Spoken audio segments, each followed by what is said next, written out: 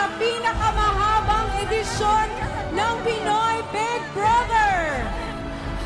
Thank you po, Ma'am. Ano ang mensahe mo sa lahat ng naniwala at sumuporta sa iyo sa edisyong ito? Maraming salamat dahil pinili yung maging bahagi kayo sa pangarap ko at matupad ang mga to. Gusto ko lang sabihin sa inyo na huwag kayong matakot mangarap. Pangalawa, huwag yung kakalimutan kung saan man kayo mapunta sa pangarap nyo, yung mga taong tumutulong sa inyo. Pangatlo, kung nasa dulo na kayo yung mga pangarap.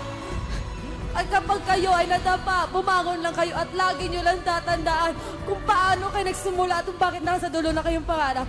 At ang panghuli, huwag kayong matakot magpakatotoo ko. Alam nyo naman tama kayo. Dahil dyan kayo dadalhin ang inyong pangarap patungo sa inaasam nyong tagumpay. Maraming salamat sa inyong lahat.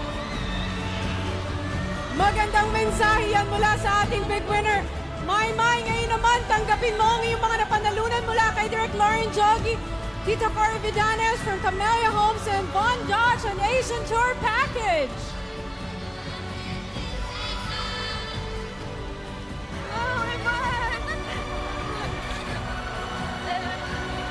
Congratulations!